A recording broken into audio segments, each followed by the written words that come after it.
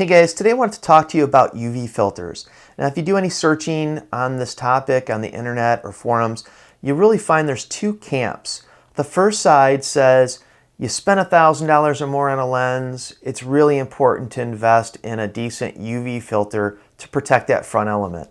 And a lot of them recommend the B&W brand. It's got really good reviews. It's made out of, I think, shot glass, which is the same type of glass that they make optical lenses out of. It's very heavy, actually much heavier than I thought that it would be. It actually adds some significant weight, believe it or not. The other school will say just use your filter, or I'm sorry, just use your hood on your lens because that will give you some safety from bumping your front element in anything. It does not protect you from getting sand in there or just the normal wear and tear. There is a very expensive multi-coating on good lenses where technically you could wear that away. I've never really been too worried about that, quite honestly, in the past. If you use some decent clean solvents and some microfiber soft cloths and you take a brush before you clean it to get any kind of sand or particles off, you're usually good without one. I recently had an interest of getting a UV filter because of my bag. This 10-24 Fujifilm with the lens hood on it won't easily fit in and out of my bag in its configuration that I wanted it to be in. So I looked at, hey, let me solve this by buying a good UV filter. So I picked up this B&W, and with it solves my problem. Easy in, easy out. I do have a lens cap to put on it as well. But it really does solve my problem, but my concern is image quality. Will I get flares? Is the lens, and I spent $1,000 on this lens, is it going to render the same high image quality with a filter than without a filter? So let's do some tests today, guys, and I'll let you know what I find out. Now this first test is going to be just for optical quality. I'm going to have the 10-24 and do a couple shots, some with and then without the UV filter on. This fireplace gives me a good backdrop to really zoom in and see if there's any loss of fine details or any kind of micro contrast. One thing I did notice that with this 10-24, this is new for me, is it's very front heavy, and I almost dropped my camera when I went to put my tripod mount. So if you guys are looking at the 10-24 so far, I'm very impressed with it, but it is a little heavier, especially front heavy, than if you're used to shooting primes or the 18-55. And this exposure should all be the same. I'm going to go ahead and dial it in at 200 ISO, which is the native ISO for the XT2. And I'm going to lock in my exposure. In the aperture, I'm going to go 5.6. So that's usually where lenses are the sharpest. I'm going to go ahead and lock things down and adjust my shutter speed, the proper exposure. And when I say proper, since all I'm doing is shooting this with both the UV filter on and off, everything should be exactly the same. Right? So I'm going to go to about say 20. I've heard this lens isn't the sharpest at 24, so I'm going to go to 20. And I'm going to go into manual mode. I'm going to lock focus on the owl to the left. And I'm exposed like a half a stop above, but again, it's not going to matter.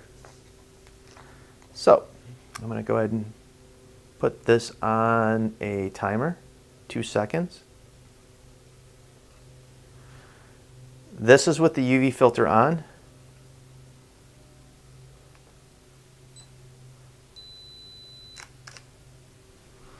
And now I'm going to take it off.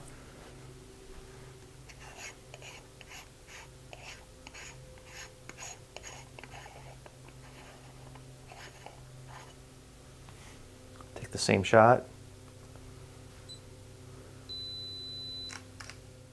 So what I did is import both photos into Lightroom, one having the UV filter on and the other removed. And I really don't know which photo is which. So this is a complete unbiased comparison. I'm going to go ahead and zoom in on the owl. That was my focus point, the left owl. And I'm at 1:1 and I'm comparing for overall quality, detail, and both pictures look great. I'm looking at some of the stone, the detail. It's nothing noticeable. If I had to flip a coin, I'd probably pick the one on the right if I was forced into making a decision, but they're essentially the same. I am noticing a little bit more of a contrast or color or saturation in the color on the photo to the right. Not much, just a very, very slight change. Let's look at this photo that's on here. Again, it looks the same. So I feel confident that putting the UV filter on is adding nothing to the photo in the regards of taking away from the sharpness or really the overall quality of the photograph. The other thing I wanted to look at was flaring. When I did some research on UV filters, a lot of people had warned or complained that using them could cause flares. And so I tried to take some photos just around the house and I couldn't get it to flare. So what I did is I resorted to taking photos of the lights. Now, you wouldn't typically do this, but I just wanted to see the difference. The photo on the left is without the filter on, and the photo on the right is. And you can see, I don't think you can see the pointer, but if you look directly below the light fixture, you'll see these circle green spots, and they were very easy to recreate. And without the lens or without the UV filter, they were non-existent for the most part. Every once in a while you would get those flares, but for the most part they were non-existent. Now I've read in a few places and a few people commented that if you went with the multi-coating, it would eliminate this. And I bought the single-coated B&Ws for the reason that my research showed, even from the statement from B&W, that these are coated. Now, if it was a non-coated UV filter, it would be much, much worse. These are coated, and their statement stated that the coatings, the multi-coatings, was there for their durability and the repellent to water and other things. It had no change on image quality. I started to second guess myself once I seen these flares, so I got thinking. I have a nano multi-coated circular polarizer filter.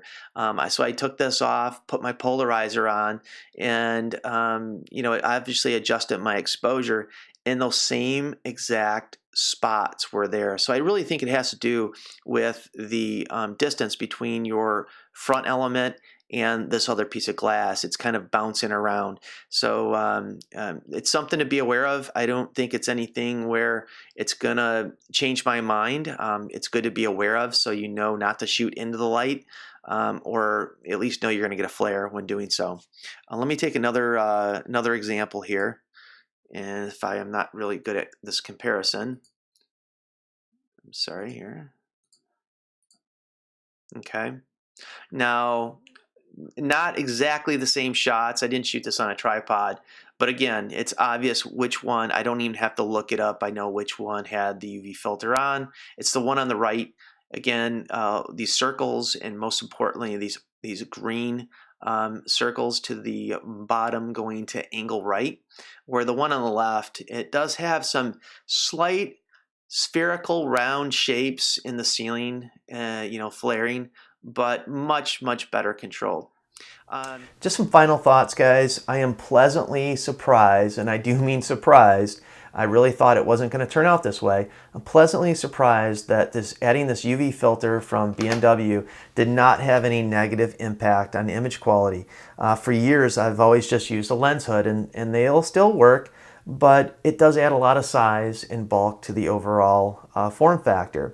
And quite honestly, the UV filter you have that full protection from sand and the other elements, and this really is only protecting you from front obstructions. So I will be probably buying a few more of these and adding them to some of my other lenses.